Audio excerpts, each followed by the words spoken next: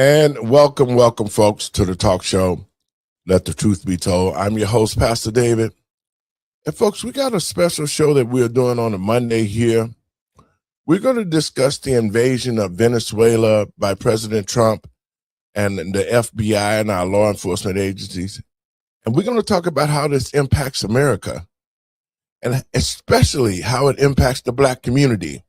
So if you ain't got nothing to do, call your friends and let them know. You're listening to Let the Truth Be Told Radio. I'm your host, Pastor David. Y'all come on in.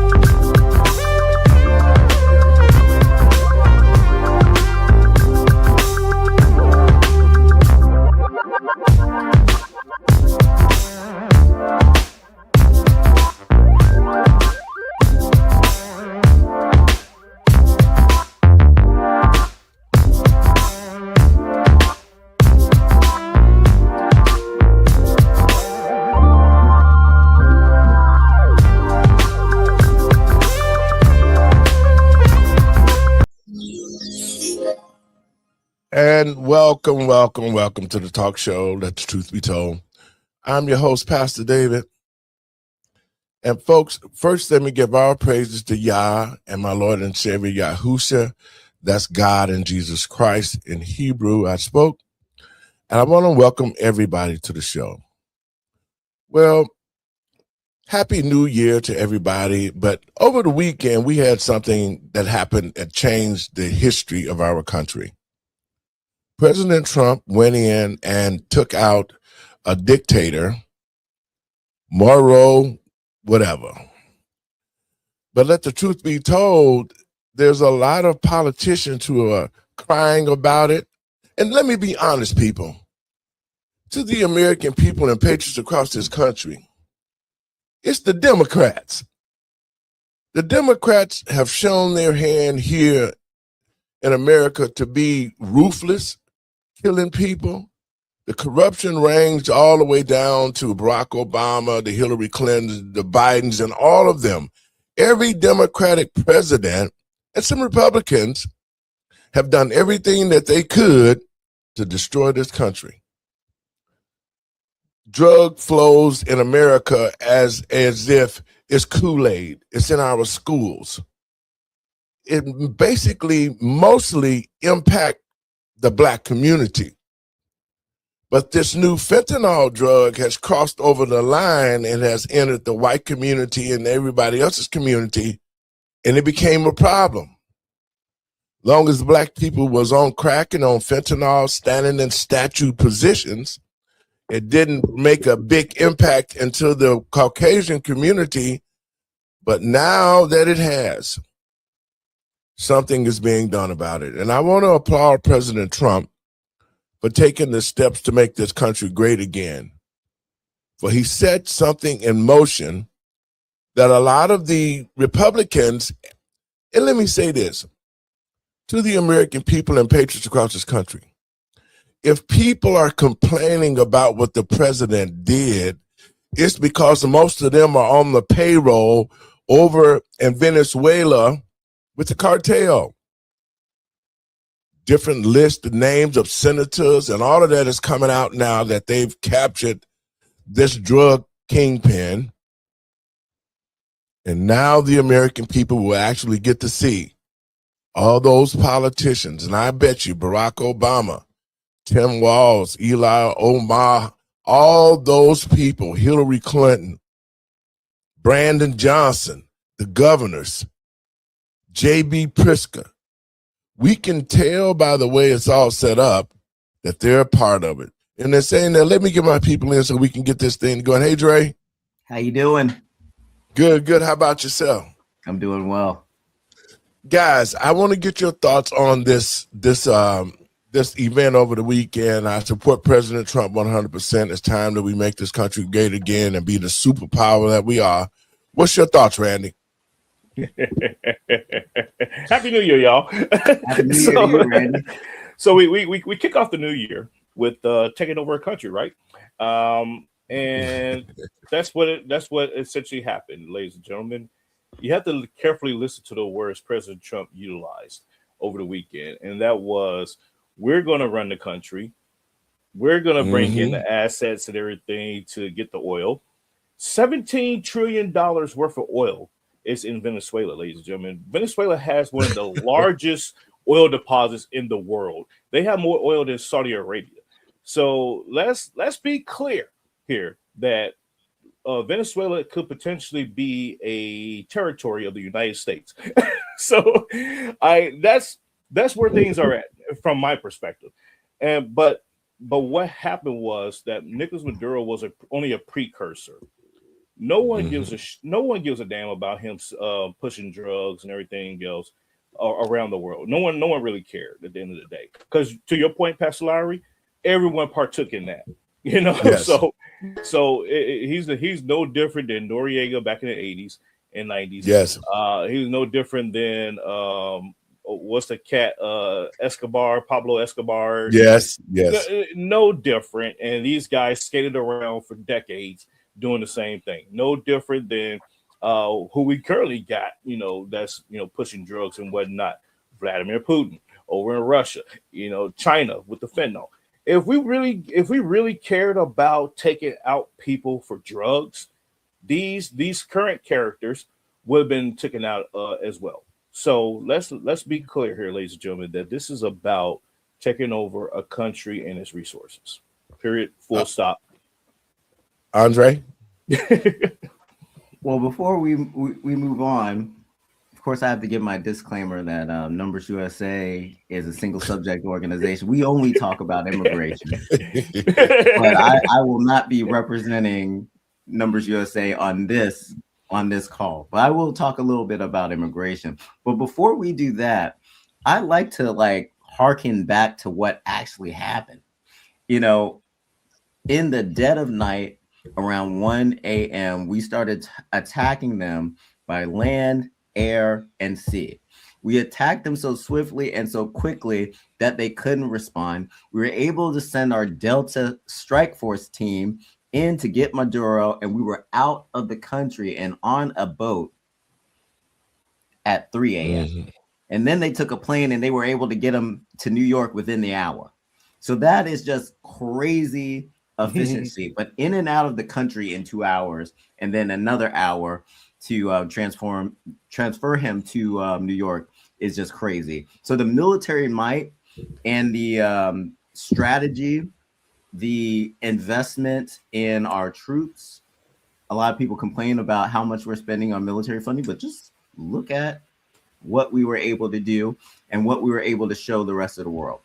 So I didn't want to leave this show without talking about how great our military is, our leadership for the military, because a lot of people had questions about Pete Hegseth and Trump's trust in his administration and his ability to lead and make decisions. So I wanted to start there. But I also wanted to look at the immigration aspect of this, because prior to this attack, you had a third of the Venezuelan population that was in the diaspora. They left that country.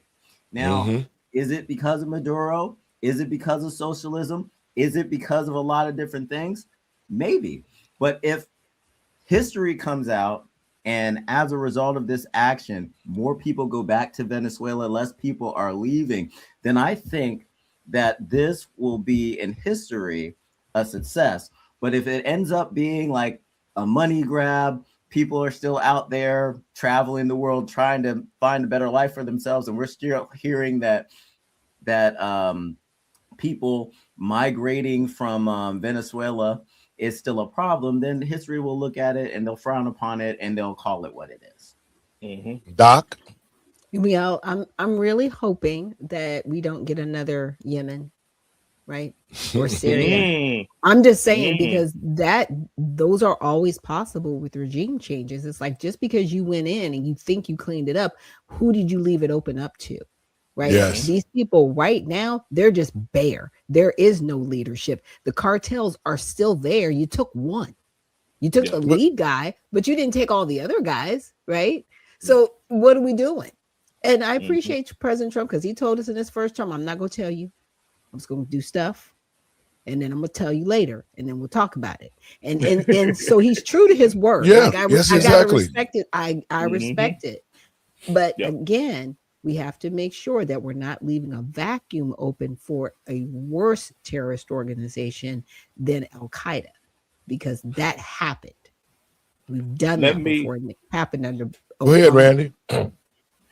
I want to dovetail on what Dr. Shack just said there, a power vacuum. And it's very important for the American people to understand that in regime change operations that's led by the United States over history, we have jacked that up so bad. Look at Libya to this very day.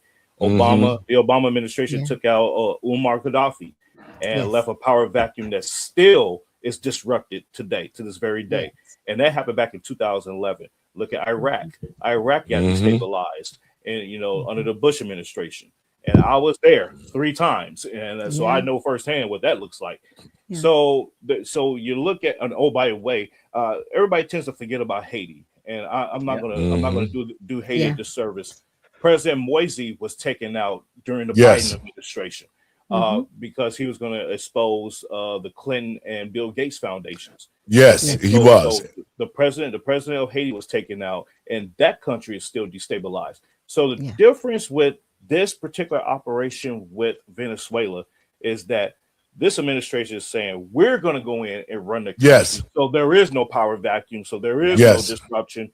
We're going to Mhm. make sure the infrastructure is rebuilt so we can get what we need out of this and give it back, give some of it. He said some of it to No. the Venezuelan people.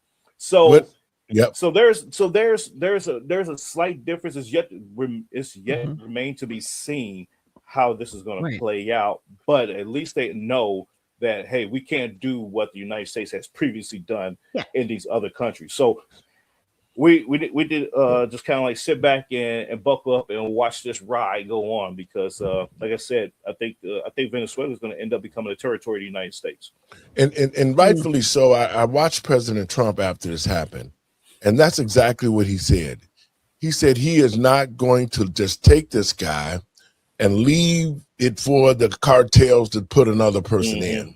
Right. So Right. America will start to run Okay. this country, and the American people should be happy because oil prices and gas prices is going straight down now.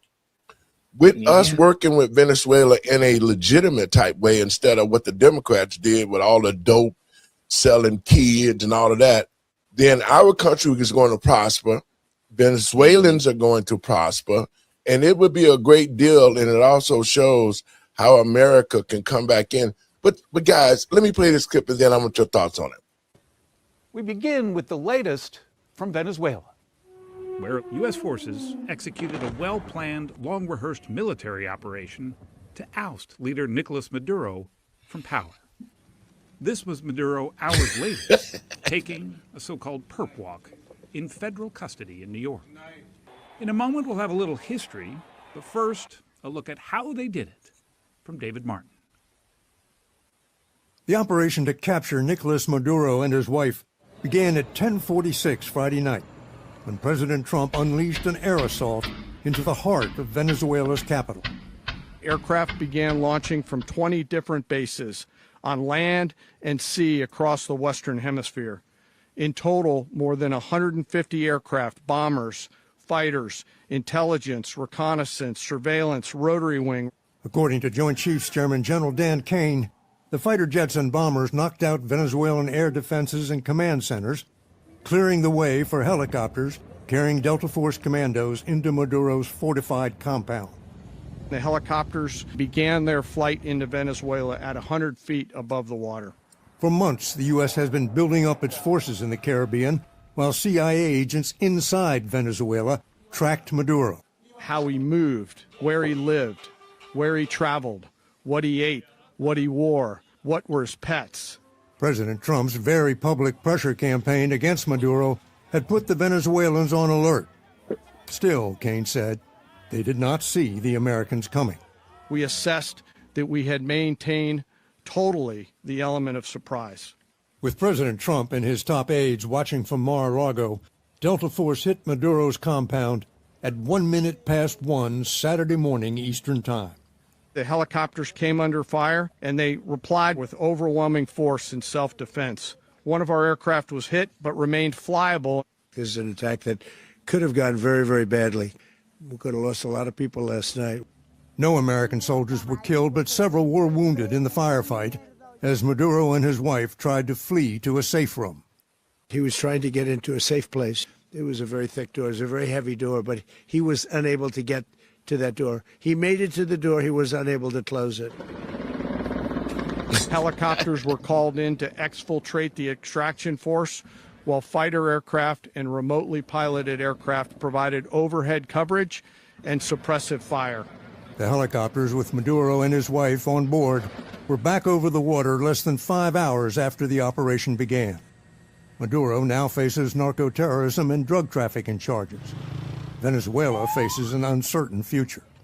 We're going to run the country until such time as we can do a safe, proper, and judicious transition. Solo presidente en este país que se llama Nicolás Maduro Moro. Venezuela's vice president denounced the operation as illegal and demanded Maduro's release.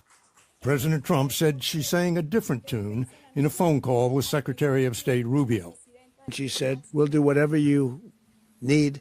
I think she was quite gracious, but she really doesn't have a choice. The president said the U.S. military is ready to launch a second, bigger wave of attacks if Venezuela does not do what he says. All political and military figures in Venezuela should understand what happened to Maduro can happen to them. Okay. All right, Dre, you up. You up, Dre. What's gangster. up? Listen, Gangster. the disappearer in chief is not playing games. Okay, No. like a lot of people have been complaining I that ain't no he's been punk. disappearing people in the United States. Now he's taking the show on the road internationally, and he's not playing games. And he's turned this military into a well-oiled machine. We saw what it was before in Afghanistan, where we had that horrible pullout. It has been a lot smooth. It has been a lot more precise and efficient. It is so great to be alive at this time, because the things that we are seeing right now is unprecedented in our history. So those my 2 cents about it. I love that reporting. Like, I'm glad that there were no American casualties and Not we had one. limited damage to our equipment. Yes. Doc? Well, the vice president, she was singing a different tune because they were like, oh, do you want to be in jail too? Look, you can come too. We can pick you right up just along with him. So sit tight. You know what I'm saying? Do your job. But yeah, because somebody earlier asked me the same question. It's like, so should this person, the vice president be, take up? Absolutely not. He's calling for his release. So you're okay with this criminal activity? No. And in my opinion, they needed to swoop her up too. Because you need to cut, if you're going to cut out one piece of the cancer, you got to cut it all out. You got to get everybody. Or otherwise, you're going to create that vacuum that we were talking about by leaving people behind that will create these cells and these networks that will later on just kind of start breeding and brewing, just like Al-Qaeda and the Taliban and other terrorist organizations. You've got to cut out the cancer. Randy? 2 points I have. So the first one is, remember back in January 8th through the 15th, or that week, that the Biden administration put out a 15, then upped it to $25 million bounty on Nicolas Maduro, and said, he needs to be removed from power. So why the hell is the left and even some Republicans, they're mad that he actually got taken out? So there's that point. The second point, because Trump was successful. Yeah, exactly. Yeah, that's what it was. So that the second point I have is that Members of Congress are running around saying that they had no idea. We wasn't briefed. Oh my God, this is unlawful. What Trump has done. Ladies and gentlemen, please do not listen to that rhetoric and believe it for 1 nanosecond, because here's why. The CIA, the FBI, and everybody else in their mama been in and around that country for the last 2-3 months doing what they was doing to set up this operation. And you mean to tell me that your member of Congress who was on TV saying that they knew nothing about this? I would find them a replacement real quick, like, because, oh, by the way, we're in election season. What they're saying is that they're so inept that they did not know, or they was not briefed, which is a lie. Which is a lie, by the way. Yeah, because they knew. They all knew. What the ethics, Ways and Means Committee. Exactly. Isn't there like another committee that sticks with the military? Like, yes. Stop. Well, Exactly. it's the Democrats. It's the Gang of Eight. The Gang of Eight always knows what's going. They know they're in and out of the White House 24/7. The Gang of Eight. That's the leadership of both sides of the parties, ladies and gentlemen. For those that don't know who the gang, I'm talking Gang of Eight. I'm talking Lindsey about. Graham is in there. Yeah, all of them. They all of them in there. They knew. So don't buy that garbage that the members of Congress said no. So this is an impeachable offense. Yeah, shut up. They always know. But the sad thing of it is this. Now, if Joe Biden put a $25 million bounty on Maduro, and then it was jacked up to $50 million, then this is like taking out a drug dealer, which America was allowed to do. And so a lot of these politicians are crying about the fact he shouldn't have did it. He's a dictator. To the American people and patriots across this country, we elected President Trump to get this country back on track. He is doing exactly what he said he's going to do. And one thing I love about him is that he is not taking no crap off these leaders. And like you said, Doc, whenever he said he going to do something, he going to do it. But I think keeping it quiet was the best thing he did, because when they was over there's a couple of items that came up. Dominion machines was gotten over there that was used in the 2020 election to steal the election, just like Maduro did in Venezuela. So they got those machines. Plus they got ledgers of all the senators who they have been paying to open the borders and let their drugs into this country. See, that's why I'm saying you're not going to hear this from the regular news, because they don't want you to know. It's ran by the Democratic Party. It's the leftist news that's keeping all of this stuff quiet, because they want to continue to build on the fact that President Trump invaded somebody. That's wrong. But let's take a look at this. To the American people, listen to me closely. The war within is in this country. We just caught Tim Walz in Minnesota abusing the welfare system, using all our programs for the Somalis. They didn't even find out that Tim Walz ordered the hit on the politician that was killed a few months ago, because they was going to expose the Somali situation. Now, he's not acting alone. I can almost tell you who's all involved with this, because every Democrat who hollers and said this is wrong got their hands in the money bag. Oh, yeah. Absolutely. That's what that is. Your thoughts, Doc? Absolutely. And, the fraud hasn't stopped with just Democrats. There's a Republican governor in Ohio that's facilitating fraud in his state. So this isn't just the Democrats. I just need people to know that this fraud, it's massive.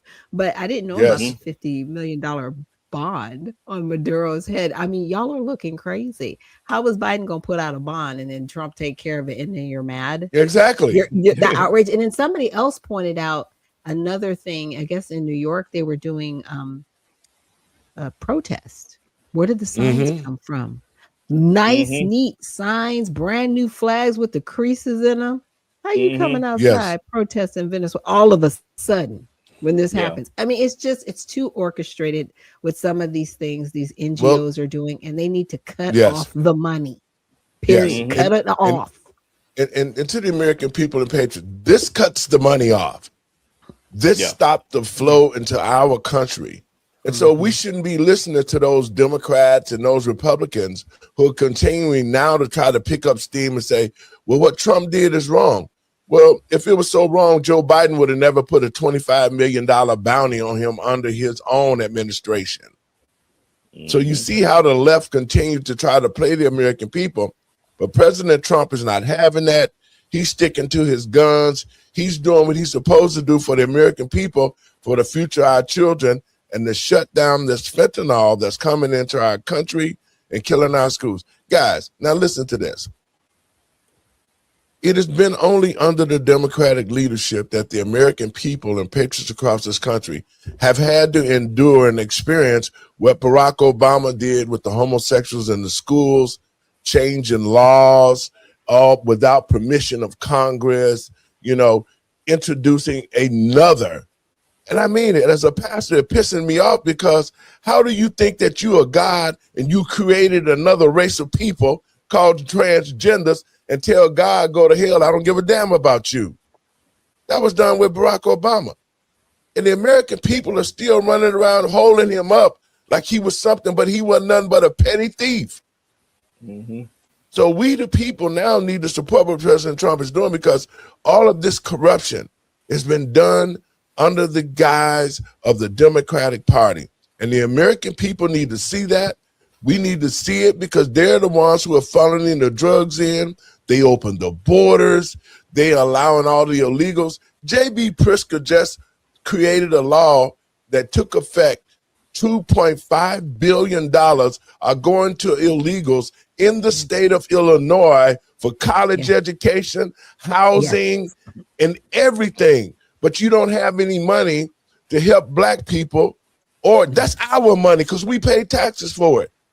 So Black people better understand, at this juncture in time, if we don't come out and support this president, then our communities is going to go to hell. Let me play this clip, Randy. You guys can expound on it.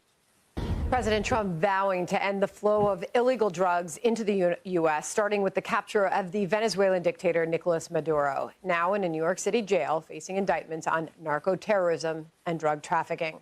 Our next guest served as acting DEA administrator under President Trump. Derek Maltz joins us now. Derek, welcome to you. You have seen a lot. You know a lot about the flow of drugs into this country. How big of a move is this on the part of the Trump administration?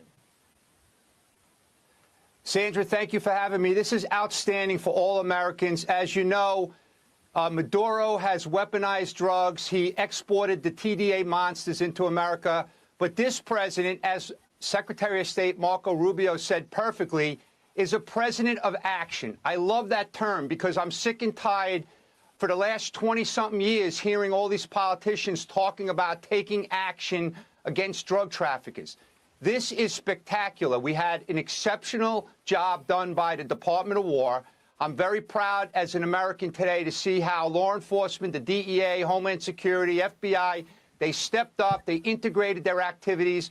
The intelligence community, spectacular intelligence. But as President Trump said, allegedly 97% of the drug flow into America has been stopped, right? Now, you look what he's done at the southern border. Like, you look at the statistics, like fentanyl into America has dropped in half, according to the CBP statistics, right? So we're seeing a significant decrease in activity. But, you know, Sandra, let me just point out, when I was the acting administrator of DEA, something that haunted me, I went to Colorado and I went to the apartment complex that was actually taken over by these monsters. And what I couldn't believe is how they were extorting all the tenants in this apartment complex for the rent. So the landlord wasn't getting the rent. But the most disgusting part is that the local politicians were in denial.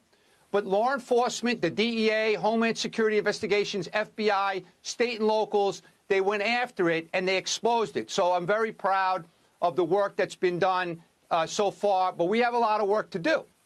Derek, the president spoke very passionately about stopping the flow of drugs into this country, talking about losing 300,000 Americans to drugs a year in this country. When you look at the flow of drugs directly from Venezuela, it is our understanding there's only, they can only arrive by air by one route from Venezuela. But that's obviously not to say they're not coming from other countries along the way into the United States.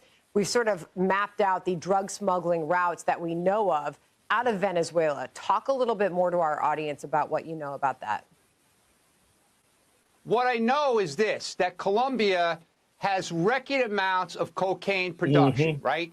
So that's our first problem, because we have a socialist guerrilla running that country. We already have threats to agents down in Colombia. So Colombia is a big, serious problem. And then drugs are flowing throughout the Caribbean, throughout Central America. A lot of these countries, as you know, from previous investigations, high-level leaders of other countries have been indicted. I mean, look, the FBI director equivalent in Mexico, Genaro Garcia Luna, is in jail for his engagement in drug trafficking.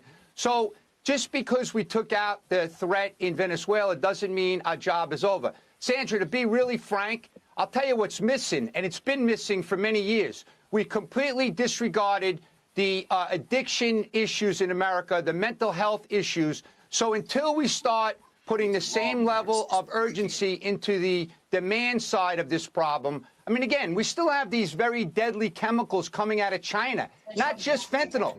We have nitazene, isonitazene, metanitazene, carfentanil, xylazine. So we have to do a lot better with other countries. We have to have more conversation. I'm very confident, though, what I'm seeing right now, we are on the right track. The other thing is they built up this Homeland Security Task Force apparatus. So for the first time in my career, 28 years in DEA, am I seeing U.S. law enforcement coming together like we've never seen before with the intelligence community, with the Department of War. But the big thing, Sandra, is the leadership from the top of all these agencies.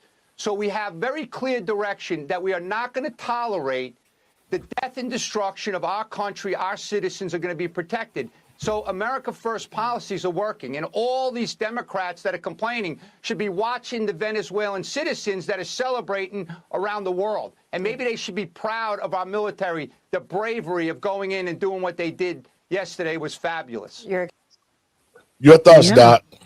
Well, because people forget Venezuela was doing all right.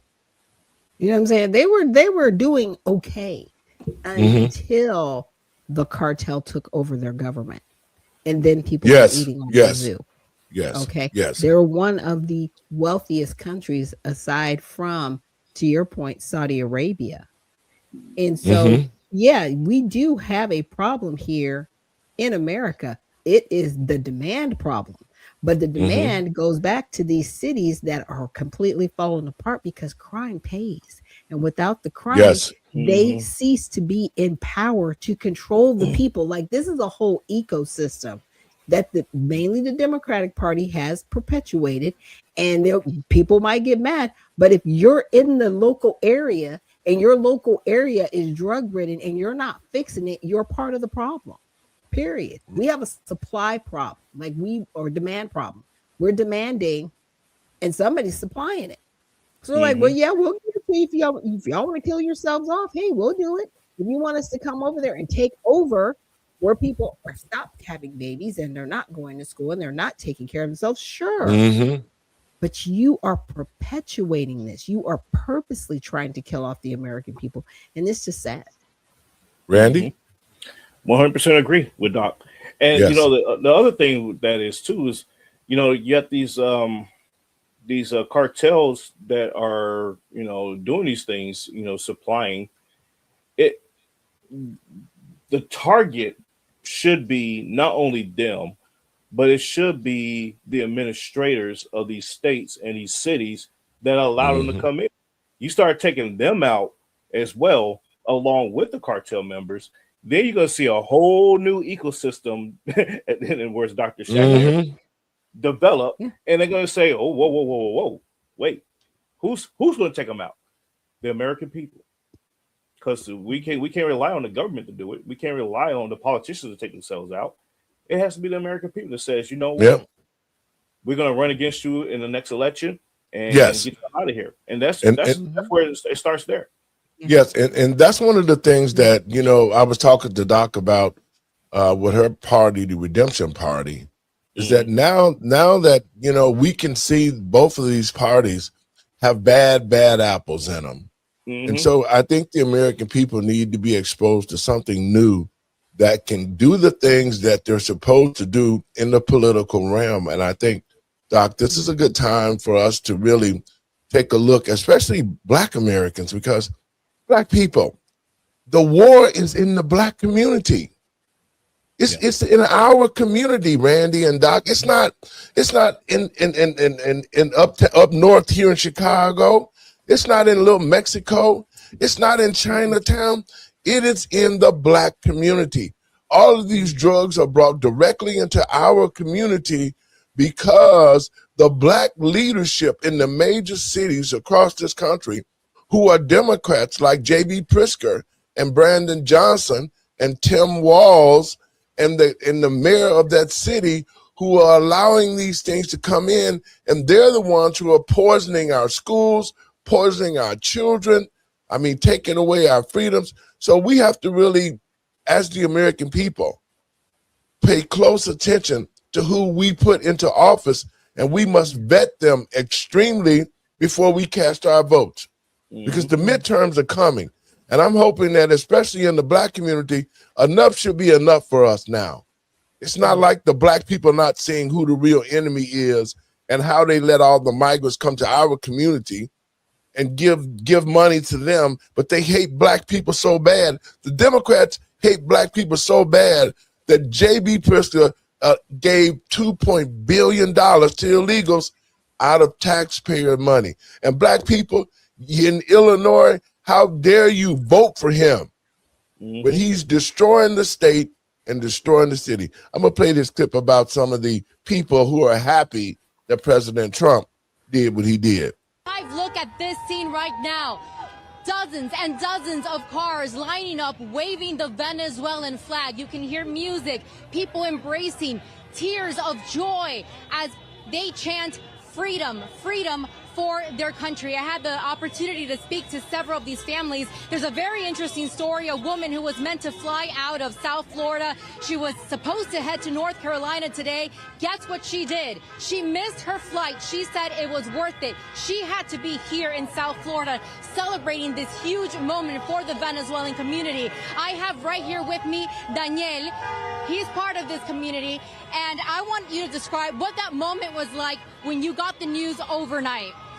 Well, it was a huge surprise for me. I woke up at 5 in the morning, and then I looked at my phone and I got like 1,000 messages for different group chats, okay?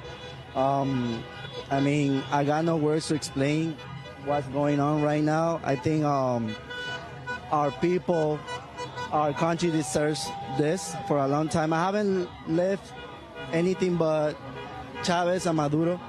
So I'm beyond grateful. I mean, I think I'm so happy for Venezuela. This means everything. It's time for celebrate. Better times are coming. And just like you, Daniel, a lot of people feel exactly the same way. They tell me they were born when Hugo Chavez was in power, then Nicolás Maduro, and all they know is a country with basically in the middle of poverty with so much economic hardship, and they've left everything behind in search for a better life. I also spoke with Angelica. Her story is unique. She got to the United States 3 years ago. She left everything behind, including her mom. And I want to know how significant this moment is. You've spoken to your mom, but you were telling me what you really look forward to one day is reuniting with her once again, Angelica. No, doesn't words to explain. That is me, for all people, and for my mom. Definitely, I want back to Venezuela. I have more than 5 years don't see my mom, so this is a year. Thank you. Thank you, Angelica. That is the sentiment here today, a sentiment of joy. There is still some uncertainty as we continue to see and monitor the situation in the region to see what comes next and how this whole transition will play out. I also asked them, have you spoken to your family members in Caracas? It's very interesting because within Caracas, the sentiment is very different. People are staying home. They are not heading out to the streets to celebrate. They are celebrating within their own homes because they are afraid. They are afraid of possibly seeing any acts of repression against them. So we will continue here live in the city of Doral in South Florida, speaking to the Venezuelan community as they celebrate. Randy, your thoughts on it? Just like what you said, that a lot of people are going to celebrate because they see a better opportunity with America freeing and stopping the drugs. Because you would think a country with all this oil that it would be one of the most modern countries on the face of the planet. It should look like Dubai. It should look like Dubai. You know, at the end of the day, the way how much resource they have. But to her point, and she brings up a very salient point, is that the people in Venezuela itself, they're not out in the streets celebrating. And so the media, ladies and gentlemen, be careful with this. The media is trying to spin it like, oh, they're upset and they think that they did a great thing. No, they're being strategic.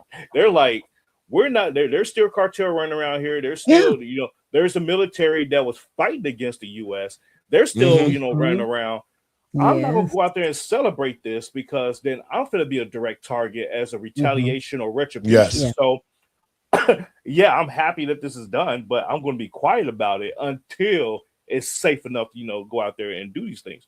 So people don't get it twisted that this was a bad thing for the people in Venezuela. They're just being smart about it. And for the people that's in the United States that are celebrating, they're celebrating for them. They're like, hey, we get it. We got it. We know you can't do anything right now, so we gonna party for y'all. So and that's what's going on. So that's what my take on that is.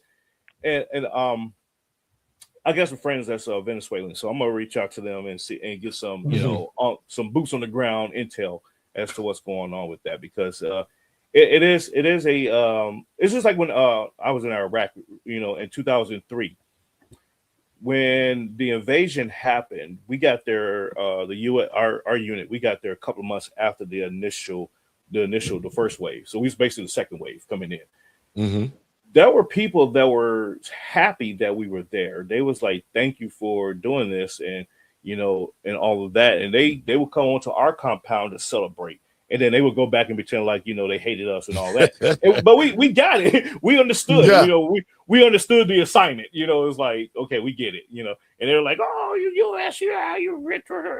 And like, oh, thank you so much. Oh my God. Hey, here's where you can get some of this food. And so right, it was that kind of relationship. And it's the same thing that's going on with Venezuela right now. They're happy, but they can't celebrate right now. So it is what it is, folks.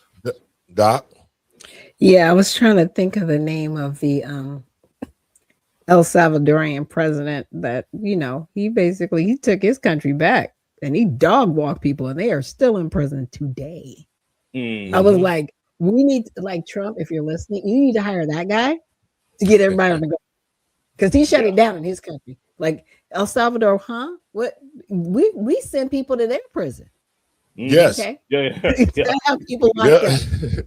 I'm just saying, if you really want to clean this up, you need to bring in somebody who knows how to do it on the ground, like they did it, because they were extremely successful. Okay, he's not putting up with it, but that's one country in South America that would successfully took their country back. Yep. President Nayib Bukele. Oh yeah, he's straight. I'm not gonna call him a gangster like that, but he's strict. He a straight G. You know what you're supposed to call him. That's what they call him. Trump. You know what? This Trump is a straight OG because we needed this type of leadership in America so that we could be respected again. Now, out of all the other presidents, nobody has taken this step to stop the destruction of our country.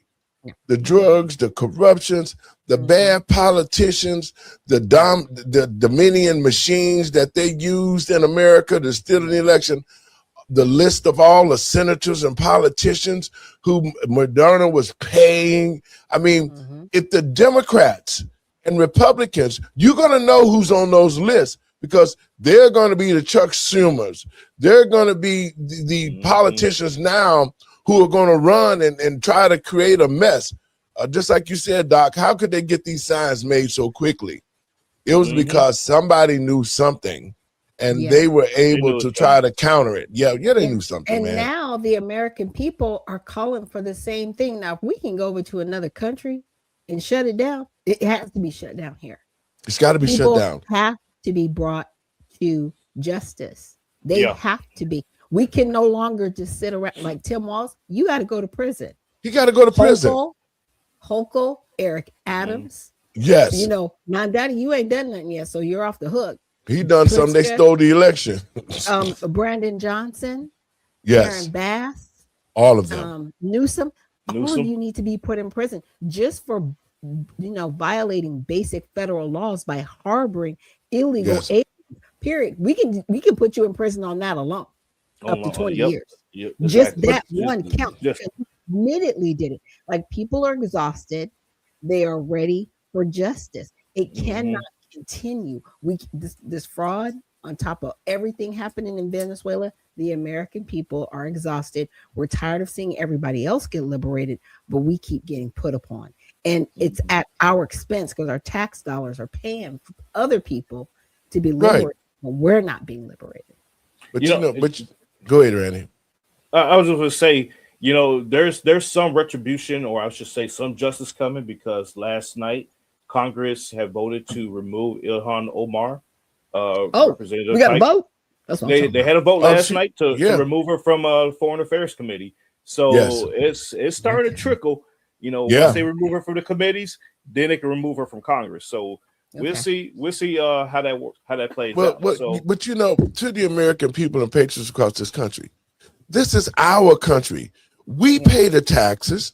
We've built this country as a team. Black people have contributed to it, and yet look at our communities. My thought is, when somebody going to invade the Black community and get all the drugs out how come we can't see it ourselves? It's our community that's being invaded by these people when they come here, and Black politicians like Brandon Johnson and J.B. Pritzker and Bass, all of them should be put in prison because they are allowing it to happen. Barack Obama was one of the key players to Venezuela in opening up our borders. Barack Obama, I bet you his name is on all of that stuff over there. Because think about this. There was over 20-some states, mostly all blue states, that wouldn't turn over their SNAP benefits. Yes. They wouldn't turn that over. Yeah. See, the same thing that's happening in Minnesota, Barack Obama helped implement that. Yeah. And so now it's in Illinois, it's in California, our dollars. And think about this. How is it that the Democrats like Jasmine Crockett, who talk a whole bunch of shit and they never did nothing for nobody? I'm so sick of her. How is it that you could be in Congress a short period of time and then you turn around and become a millionaire? Barack Obama is worth millions and millions of dollars. Millions. The last count, he was worth 70 million. That's what he's putting out there. But you don't see none of that wealth coming to our community, and you don't see it coming to the American people. And so we have to really understand who the enemy is, and the enemy within our country that's trying to destroy it are those who are allowing these things to happen. If you are not part of the solution, you're part of the problem. And these politicians are part of the problem while we got the drugs and the way we're living, especially in the Black community, because our community is the open port for everybody to come and dump everything in our community, and then it goes out abroad. I'm going to play this clip, guys, and we're going to discuss it. Group of Republican lawmakers is breaking ranks with Trump over the Venezuela strikes, questioning legality, constitutionality, and escalation risks. They are openly challenging the White House. Not all Republicans are cheering the Venezuela operation. a vocal minority is raising sharp questions about war powers, legal authority, and where this could lead. Congressman Thomas Massey is among the strongest critics. He argues the strikes and the capture of Venezuelan leader Nicolas Maduro stretch constitutional limits. Massey questions why the administration relies on old statutes and unrelated indictments, saying if the case were solid, it wouldn't need legal gymnastics. Marjorie Taylor Greene also breaks ranks. She says the operation contradicts anti-intervention promises made to voters. Greene questions why similar force isn't used elsewhere, arguing Americans were promised an end to foreign wars, not new ones. Senator Rand Paul, a longtime opponent of military escalation, warns the strikes risk dragging the U.S. into a broader conflict. Paul has repeatedly pushed for congressional approval, calling previous actions extrajudicial and cautioning against unchecked executive power. Congressman Don Bacon raises a different concern: precedent. He warns U.S. actions could be cited by Russia or China to justify similar operations. While acknowledging potential regional impacts, Bacon signals discomfort with the global message being sent. Senator Mike Lee initially questioned the constitutional basis for the strikes before softening his stance after a classified briefing. Others, including Senator Lisa Murkowski, had earlier supported efforts to limit unauthorized military action. Still, these voices remain in the minority. Republican leadership largely backs the operation, calling it decisive and necessary. Democrats, meanwhile, broadly condemn the strikes as illegal without congressional approval, deepening the partisan divide. What's clear, the Venezuela operation has triggered not just global backlash, but a rare Republican rebellion over war powers at home. The year of the horse, if we're riding. The perfect union has emerged. Tested at all times, always victorious, and at full speed. Just a day before U.S. strikes rocked Venezuela and Nicolas Maduro was captured by American forces, China's top envoy to the region was meeting him face-to-face in Caracas. That meeting, held Friday at Miraflores Palace, is now believed to be Maduro's final engagement as Venezuela's president. Leading the Chinese delegation was Qi Xiaoqi, Beijing's special representative for Latin American and Caribbean affairs, joined by China's ambassador to Venezuela and senior officials. Maduro welcomed the envoy warmly. "I thank President Xi Jinping for his brotherhood," he said, calling Xi a strong leader for the world. Standing beside him was Vice President and Oil Minister Delcy Rodriguez, a reminder that energy and economics were at the center of the talks. According to Venezuelan officials, the meeting focused on strengthening what they called a new multipolar world order, one less dependent on Washington. Caracas described its partnership with Beijing as unwavering, especially in the face of what it calls unilateral coercive measures imposed by the United States. China has not released its own official readout, but Venezuelan officials said Qi Xiaoqi reaffirmed that China and Venezuela are strategic partners to the test. But within hours, the political ground shifted dramatically. Early Saturday, the United States launched strikes across Venezuela, and Nicolas Maduro was arrested by U.S. personnel. Okay, Doc, I want your thoughts on that. But because look at how ridiculous it is.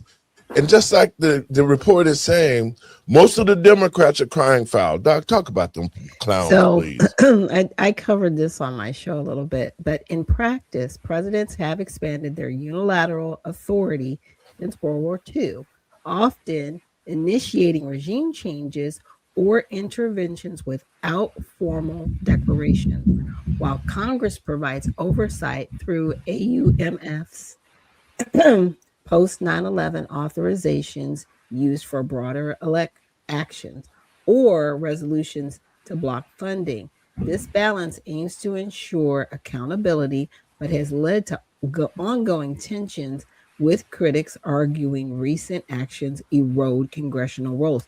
The bottom line is he can do what he's doing as long as he's doing within the confines of the budget. He's not declaring war because a declaration of war does require a budget because Congress. you might Yes. be using all branches of the military. He's using a specific segment of the military special forces that this is what they do. You know what I'm saying? Like this is special forces. This is a compartmentalized situation of what they do. They're mad right now because they're all exposed. They're all exposed. All of the Republicans running around like a hit dog hollering. They're all exposed and they know they're all going to go down. But the problem is, will they go down? And will we as the American people demand it? Will we demand the investigations and the tribunals that need to follow this? We need tribunals right now. If you're going to take Maduro out, fine. Anybody on the list, we need to do the tribunals and they need to be removed and they need to be arrested. Dre? I think that is a great assessment, Dr. Nichols. I was thinking about something like a few days ago. I was thinking back to the time that China was threatening to take over Taiwan. And they didn't make that move, right? Now, here it is with Maduro that the United States went in very strategic way, didn't declare war. There was all this buildup. They did something. And I think this really sends a message to China because for a while they were kind of touting their military superiority over us. And they've done nothing like this. And I think that it also sends a message to the rest of the world because in the president's speech, he said that, you know, they would be not open to possibly doing the same thing in Cuba. You know, he left that out there, and I was just like, yeah. People really mad with You're next. But, yeah. Yep. He did hang it out there. Yeah, he did hang it out there. You know, ladies and gentlemen, you got to understand Article 2, Section 2 of the Constitution that covers the presidency. And it says, the president shall be the commander-in-chief of the Army and Navy of the United States and the militia of the several states. When called into the actual service of the United States, he may require the opinion in writing of the principal officer in each of the executive departments. So, with that being said, folks, he utilized every agency under the executive branch to execute a limited military action, but more of a law enforcement action. And oh, by the way, ladies and gentlemen, what is the responsibility of the president of the United States? He's a law enforcement officer. That is his job. He's the principal chief executive of the laws of the United States. So I love how was it man Thomas Massey's like he's using all these old laws, bro. They're laws. They're laws. What do we? If you don't, if they're old laws, then change the laws. Until then, he's utilizing his full executive authority, and his constitutional authority to execute the laws of the United States, whether that is foreign or domestic. That is the other key thing that everybody needs to understand is that this is not just relegated to the presidency is not just relegated to the United States, it's also to foreign powers as well. And so what are we missing here, ladies and gentlemen? These members of Congress, like you just said, Dr. Shack, a hit dog will holler. The apple cart got upset and they're mad that their little spigot of money just got cut off. That's all this is about. And that's why these cats are leaving Congress, because they know that they cannot sustain their livelihood in this capacity. They're leaving Congress so they can go in and be a lobbyist and everything else. Yes. But technically they have to wait 5 years before they become a lobbyist. But there's ways around that too. But there's always TV for them. Yeah. There's about Donald Trump and the administration and do a tell-all book. So there's a lot of areas. There's all of that. Yeah, exactly. But there's ways around these laws of being a lobbyist and all that. They can be advisors and they can be all that other stuff. Yeah, so they're not slick, you know, and they can kiss the most hairiest part of my ass. And I'm so glad you said that too, because the sad fact is that you have the Democratic Party who've been in power, who never made any moves to stop nothing. They just let it flow. Just let it flow. Whatever happens, they just let it happen to the country. And then, like I say, when they stole the election, they really showed their hand then. They came out with all these new laws. I mean, everything against the American people and patriots across this country. You know, they were arresting militia people, just like J6. That was all some bullshit. All of it. They orchestrated the riot at the Capitol. You know, so all of that, this has been a big movie for the Democrats, and they've been playing their bullshit parts, and it has been destroying our country. That's what it was. Look at our country now. It's almost in shambles to where the American people have no power. They've taken control over our schools, our communities. I mean, they're telling us what to do. They want to get rid of, see, how convenient is it? Because, see, the United States Constitution, who was created by the forefathers, was against the government. That's what the Constitution was created for, to control the government and make sure it didn't become a rogue government. That's why the American people heard the Democrats keep saying, we got to get rid of the Constitution. We need to change the Constitution.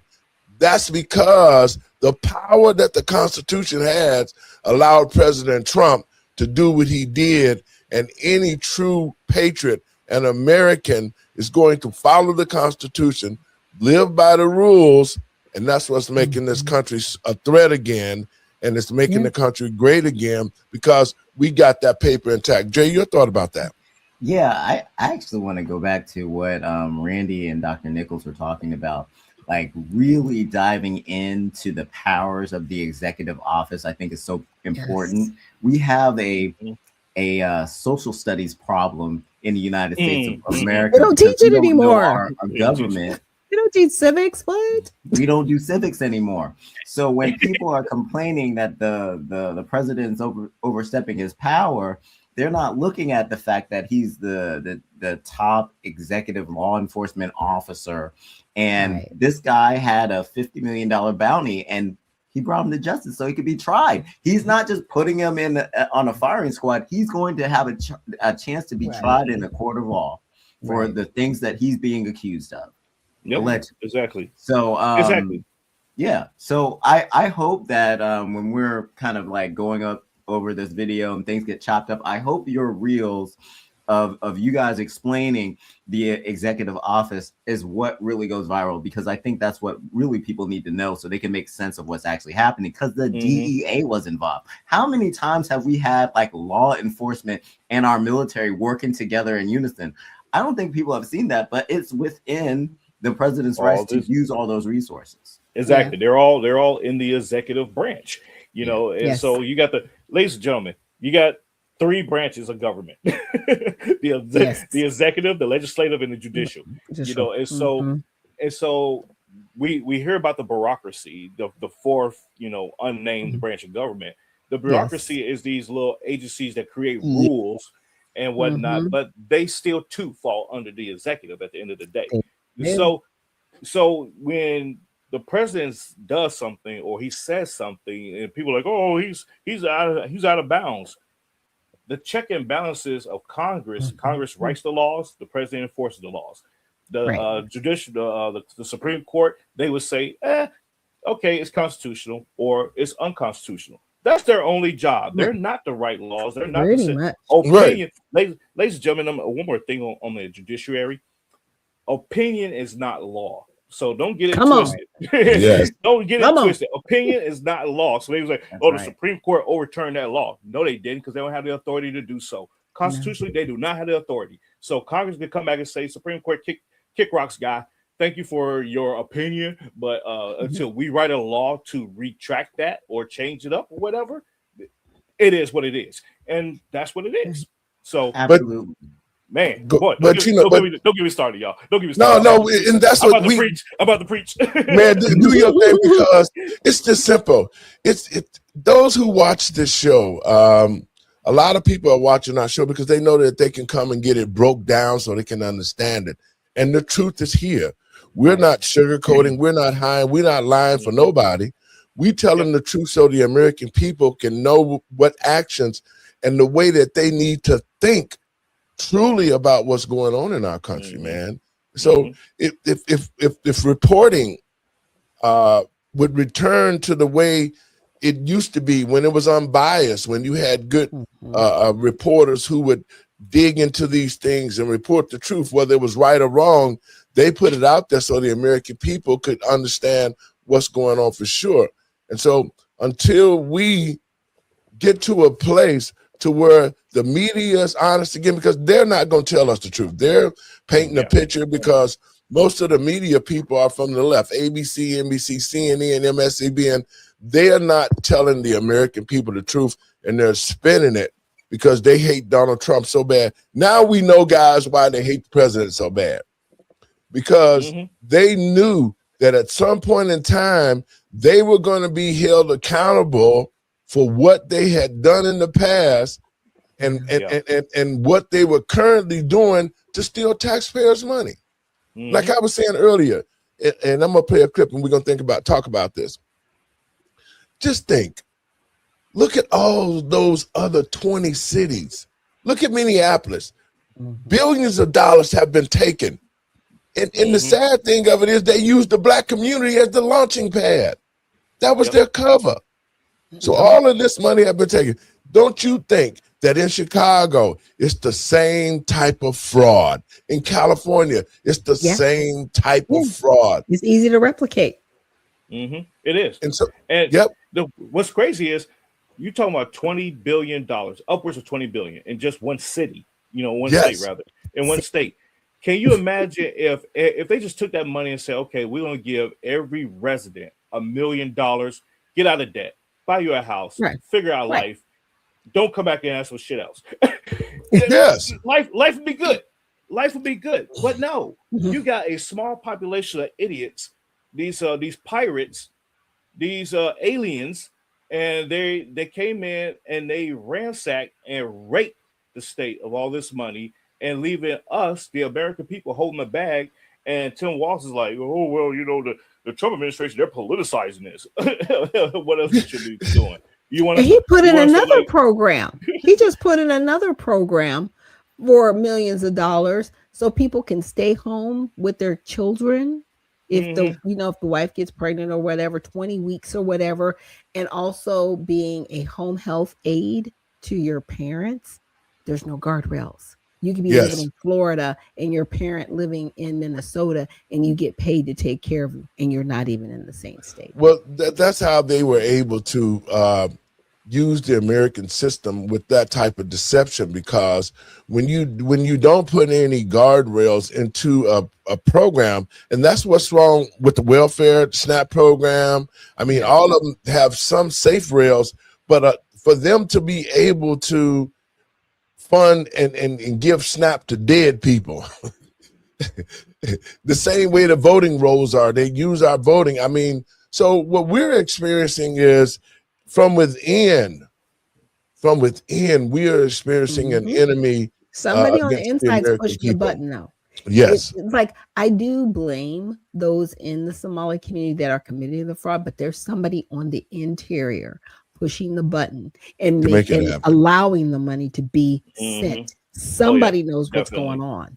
Yeah. Well, folks, I'm gonna grab another clip right quick, but I want your thoughts on this. And I'm gonna throw this in there. To the American people, especially Black citizens, I hope you have an awaken right now. I hope you understand that it is the Black leadership that has stopped us from getting reparations for what we did in slavery. It has been the preachers, the bad politicians, all of the people that we've allowed to enter to our community, just like the Somalis. They said, we got rich off y'all and y'all still on the bottom. Now that Black people can see that it's bigger than just the government that has been trying to suppress us. Your thoughts on that, Dre? What do you think about that? And what are some of the things you think about how that we know that they got all of this money and just putting it out for everybody else, but yet they're not putting it out for Black people, yet and still our communities are not advancing. They're dying. Your thoughts, Dre?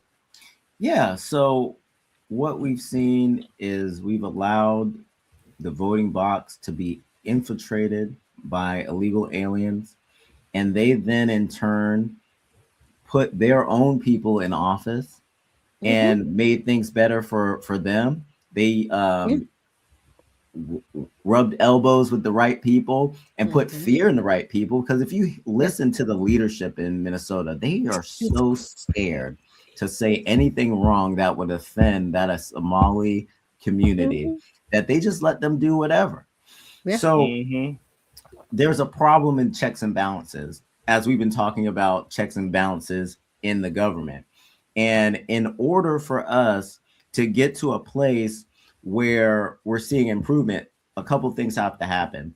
We have to stop as a country only hearing that Black Americans are oppressed, because like we keep hearing that narrative, and a lot of people, they just end up staying at the bottom. There's some system things involved in that, but they stay at the bottom. And then when illegal aliens or immigrants come into the country, they're told that, hey, you're in the land of the free, the home of the brave, and there's a system to put them at the forefront and get all these advantages and benefits. We should be taking advantage of those benefits. And I think that with the deportations that are happening, with the education programs that are going on, this is the prime time for Black Americans and Americans in general to step in, start to educate themselves about these benefits, and get jobs that we've had, that we should have had before, but also jobs where people who've been outside of the workforce for a long time can come in and finally get a position. Yeah. Most definitely. Well, it's, how should I say it? It has exposed the fact that there are programs out there that can be utilized, but utilized in a proper way, right? Without the theft. And I think about, wow, what about those in the Black community?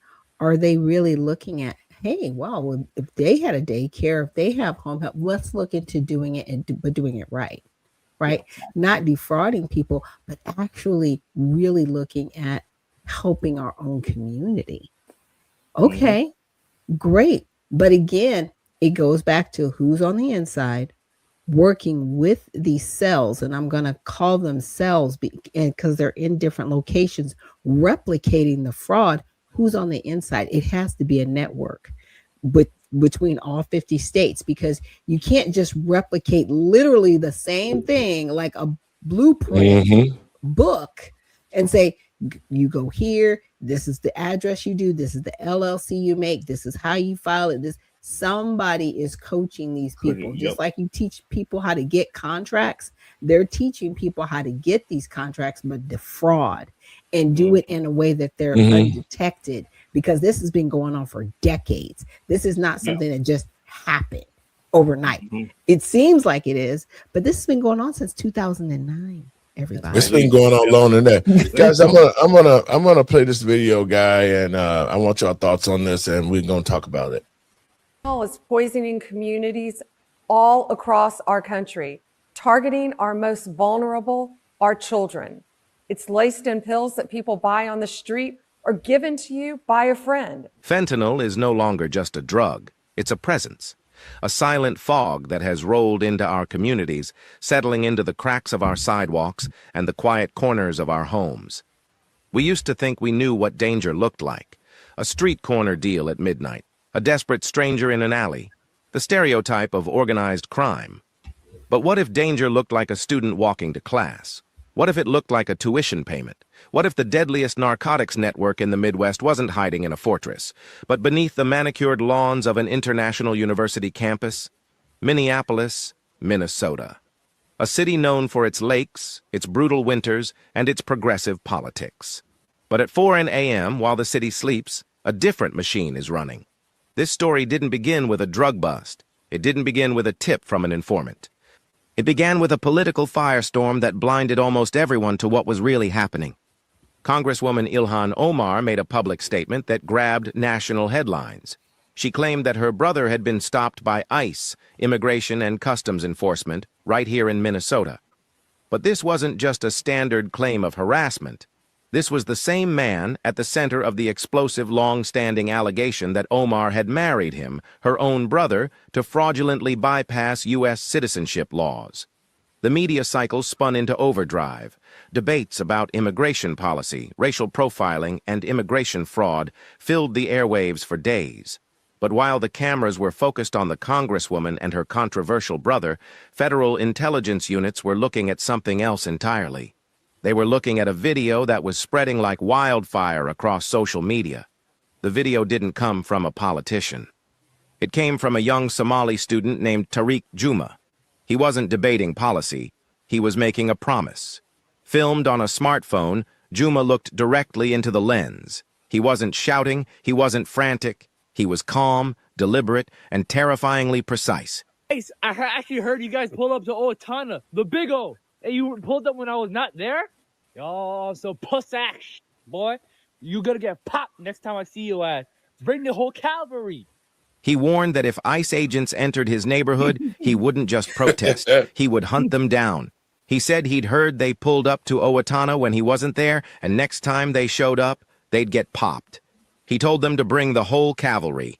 In an era where threats against federal officers have risen by more than 300% nationwide, this wasn't just teenage bravado, it was an operational threat. Federal surveillance units tagged it immediately. An apology can be withdrawn, but a risk cannot. Investigators began to dig. They pulled the threads of Juma's connections. They mapped his digital footprint. And what they found wasn't a political protest movement. It was the edge of a spider web that stretched so deep into the fabric of Minneapolis that even the agents were unprepared for what they were about to touch. The threat led them to a neighborhood near the university, and that neighborhood led them to a body count. While the public argued about the viral video, the data told a darker story. Federal analysts began connecting the dots to a silent epidemic that had been plaguing the residential areas surrounding the university. Overdoses, hospitalizations, emergency calls. In less than a year, these incidents had surged by 260%. Let that sink in. A 260% increase. These weren't your typical statistics. This wasn't happening in known drug zones or notorious neighborhoods. It was happening near student dormitories. It was touching working-class families, elderly residents, and international academic communities, people who had never before been touched by organized, street-level crime. Something had changed. The supply was too consistent, the purity was too high, and the distribution was too invisible. Unmarked vehicles were spotted moving repeatedly through these quiet zones. They didn't linger. They arrived, paused, and vanished. It was disciplined. It was military. But the smoking gun wasn't on the street. It was in the bank records. Financial crimes units began tracking a series of bizarre transactions linked to accounts in the district. They found what investigators call micropayments, small, harmless-looking transfers of $50, $100, $200. Individually, they looked like students splitting a dinner bill or paying for textbooks. But when analysts pulled back and looked at the macro view, the pattern was unmistakable. These seemingly random payments were repeating again and again, flowing from hundreds of different sources into a layered network of accounts. Your thoughts on that, Randy?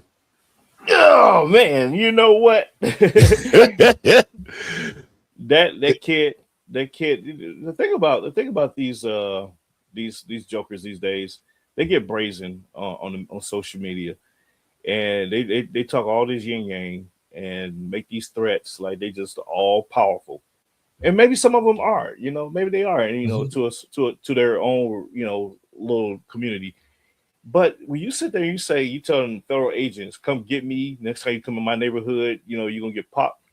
It's like, dude, you just asked to go to war with the United States government. Do you understand that? Did you not just see what happened with Maduro? Yes, exactly. So I hold no credence to these kind of folks. But in a larger grand scheme of things, what these agents are doing, they have the capability to cut off the funding, redirect funding at that, and all of this, but they're not. So it's a perpetual game that's being played intentionally, by the way, by everybody involved. this is what pays the bills. This is what keeps everybody employed. So yeah, it is what it is. Well, that's the thing about it, and the fact of the matter is, Dre, your thoughts on what you saw on that last clip? Yeah, that last clip just sums up the importance of what President Trump is doing in Venezuela. He's dealing with the drug problem. Remember Kamala Harris when she was saying, when she was appointed by Joe Biden to deal with the root causes. Now someone deals with the root cause of a problem, which right now, fentanyl, part of the problem is people like Venezuela being buddy with the cartels. He goes there, he solves that problem, then they complain that he overstepped his bounds. We have another problem where a third of Venezuelans are in some sort of diaspora leaving the country because the country is so bad. He deals with the leader that's in charge. He asked him, hey, why don't you just go to another country, take your money, you can live cushy, we're not going to chase you, just get out of the country, and we're going to fix everything. He refused. He was dancing and imitating President Trump. And he effed around and he found out, and now he's in custody for his crimes, that he's been charged with allegedly.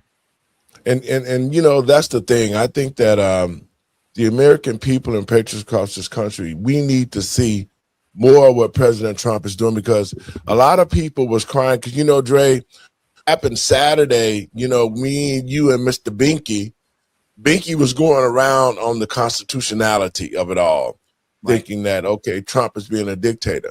But it wasn't a war that he went after. It was a law enforcement operation. And that's what made the difference for me, that he did something positive by taking out the Venezuela leader who was an open door to America to bring drugs into our communities. All right, guys, ready? Your last words. We got to get up out of here.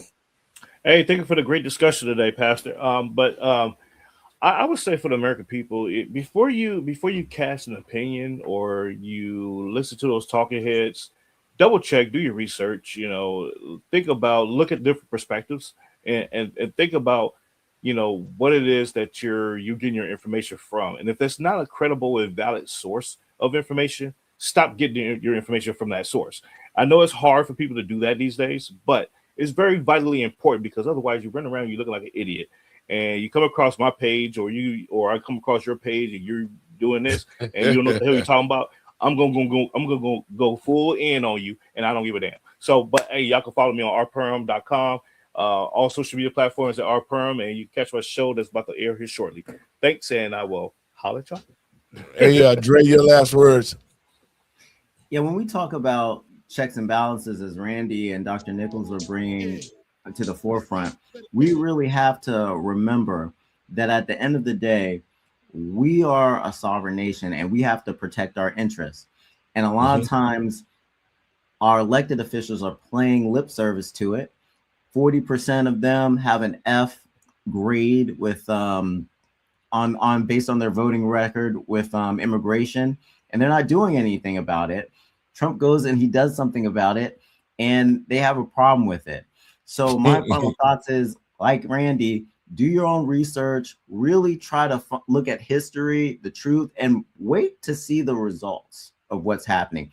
If we find out that this doesn't go as planned, then you can push back against it. Or if other leaders around the world start doing the same thing with bad intentions, then we could probably say maybe it wasn't a good idea. But we have yet to see those things, and I think that people should wait, pause, look at history, and make before they make a judgment about what's happening. Dre, I want to thank you for coming back in and out, man, because I know you wanted to be on this show. I got a surprise for you. We finna rock the house one time. All right. And these are my last words, folks. Thank you. I'll see you guys maybe Wednesday. We might do it again and do an update. Thank you, my brother. God bless you. Folks, I want to thank you for tuning in to the show. We really try to bring information to the American people and patriots across this country. So let me drop my last words on to what I want to talk about. To all the teachers that told me I'll never amount to nothing. To all the people that lived above the buildings that I was. To the American people and patriots across this country. And to the black community. You know what I'm saying? It's all good, baby. If we are to rise, It was all a dream. I used to read word we have to stop fooling ourselves. We have to look at this country and see what it has done and what it is doing, and what it has not done to be truthful to the black community. And the reason why I'm saying that is because the black community is suffering. Everybody come here and get rich.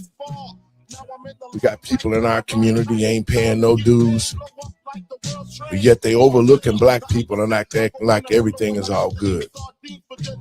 To black people across the country, it's time for us to rise up, take our communities back. Because if Trump is going to make this country great again, then the black community need to rise up out the ashes. We got to get rid of the bad leadership and put people in office who will be concerned not about the money they make, but how they can create a new black community where we can be just like everybody else and our communities thrives with our own businesses and the black dollar stay in the black community. And until we see that, and if the black community does not rally around President Trump and we set out to do our own thing, then we'll always be left behind and we'll always be last. Just like the Somali says, I came here, I stole, I'm much better than you, and you're still at the bottom of the totem pole. I want to thank everybody for tuning into the show. Y'all share it around. Go to our new channel, LetTheTruthBeTold.lightcast.com, and watch the show. God bless you. Happy New Year. And let's put God first so we can make this country great again. Talk to you later. Peace.